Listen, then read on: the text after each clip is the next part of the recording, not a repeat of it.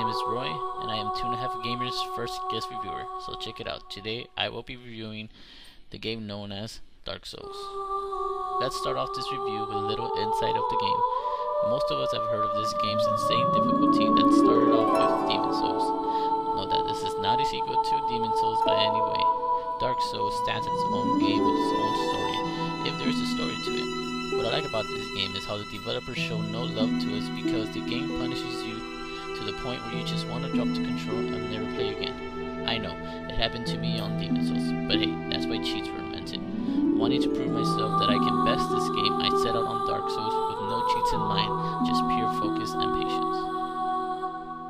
Many enemies you encounter in Dark Souls are not to be taken lightly. Even your weakest opponent can cause crucial damage or even ending your journey early. Unlike Demon Souls, this time around you will have an open world to explore. Exploring a place too early and you'll end up regretting even going there in the first place. The leveling up system is the same as before. For every enemy killed, you earn souls. The tougher the enemy, the more souls you'll get. No, being killed in this game causes you to lose all your souls that you have gained so far. Although you do have a chance of getting them back, if killed again before reaching your lost souls, you can kiss them goodbye. Alright, so going back to a leveling up system. So for every level you gain, you got a choice in what stat you want to increase. You need more strength, more stamina, more health?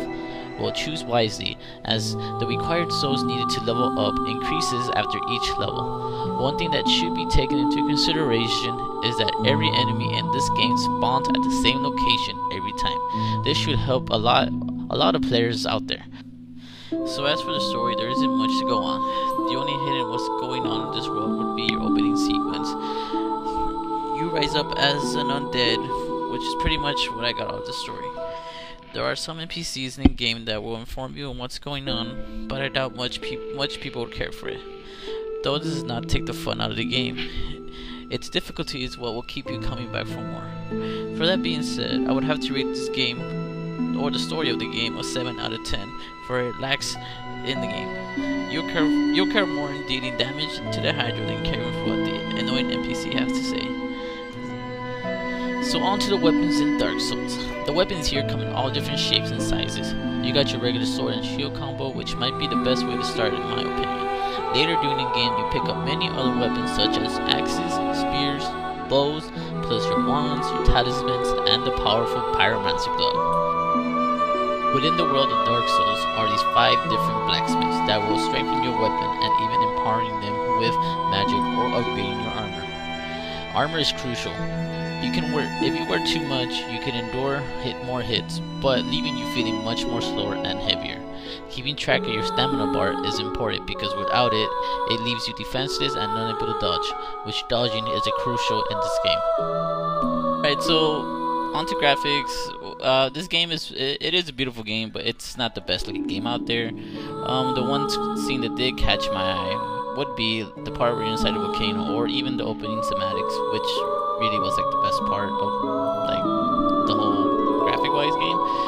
But hey, it does deliver. I mean, the only thing the developers kind of focused on, what I think would be your enemies and your bosses. Other than that, your character looks like shit. But hey, they do give great detail on your armor and weapons, are well crafted, and you can actually tell apart which weapons you have on and which ones you. Now for the ratings. The story gets a 7 out of 10. Why? As I said before, there isn't much to the story.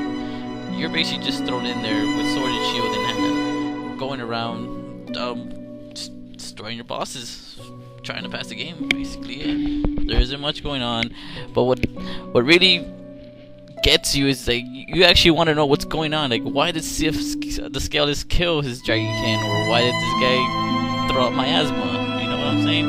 Like, come on, developers, give me something to work with. As for the graphics, I give it a 9 out of 10. This game isn't your typical Uncharted, your Assassin's Creed Revelation, but it delivers. What I feel the developers focus more on would be their enemies, your bosses, and your typical background view of like your mountains and everything. Other than that, it's good. And as for your gameplay, I give this a solid 10 out of 10. This is what really makes the game. It's what really stands out. It's what makes its own game. The difficulty really, truly makes Dark Souls.